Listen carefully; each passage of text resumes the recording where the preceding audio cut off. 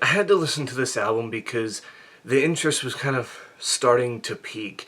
I didn't know who Sabrina Carpenter was, I had just heard her name, and I didn't really even hear her hit song Espresso until she performed it on the season finale of SNL, 3 months ago at this point. And her new album, Short and Sweet, is actually her 6th studio album, which that's something that I didn't even know either. Apparently she's been making music since 2015 when she was 14 years old, and she's one of those, former Disney Channel kids that is now getting fully into this music thing, or has been fully into this music thing for a good bit. And this album has 12 tracks on it. Of course, it had the 2 big singles, Espresso and Please Please Please, before its release. And those songs to me were fine. I mean, I liked Please Please Please better than Espresso, but they piqued my interest enough to kind of check out, what Sabrina had in the tank.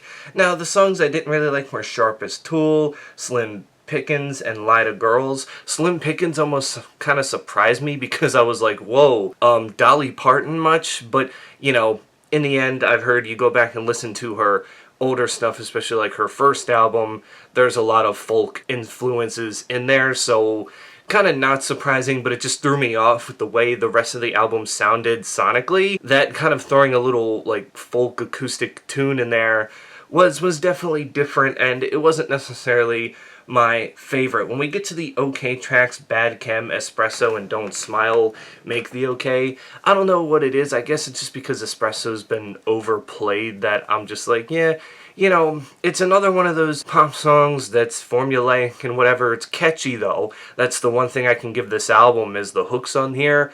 Very, very catchy. But Espresso's not the one that I would look at and say like, oh yeah, this is great. Like, it's a hit song for a reason, but that's only because it doesn't reinvent the wheel. It just kind of, does its own thing. Then we get to my favorite tracks, Taste, which kicks the album off. Also has a killer music video. Would recommend watching the music video if you like blood, guts, gore, and violence. Well, there you go.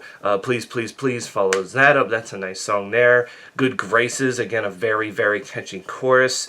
We have Coincidence, Dumb and Poetic, and Juno, which, again, are all songs that just kind of fit what the album has going for it. A lot of themes of, getting revenge on exes, and also being very, let's just say Sabrina Carpenter had a lot of sexual tension to get off of her chest, and she brought it out with the songs in this record and whatnot, and I think that it leads to some catchy songs. I will give it that. Overall, this album is fine, I think, for what it is, not knowing what I was getting myself into, and going in with kind of a mind of, okay, since I don't know what I'm going and getting myself into, I can go into this with a non-biased mind, because I don't know if I like her music or dislike her music. I'm going to listen to this for the first time and be able to kind of, pinpoint how I feel about it overall. And after a couple listens, I realized it's fine. It's a nice album. I don't necessarily think I hate it. I wouldn't say it's one of the best things I've heard all year, again, because I hate using the term generic over and over, but that's what most of these pop songs are, and although a lot of them hit, there's just a lot of moments on here too where there's some cringy lyrics and all this, and just songs that kind of, I don't necessarily want to say sound the same, but it feels like I've heard it before somewhere. So that's basically my thoughts on this record overall. I would say rating wise, it gets a 6.5 out of 10. It is passable enough for me, but not passable enough to be like, oh wow, 7-8. It's just kind of there, and I do see myself going back to some of the songs on this record. So there you have it. Would really like to hear in the comments below what you have to say, but until then, stay safe out there, and I will catch you all in the next one.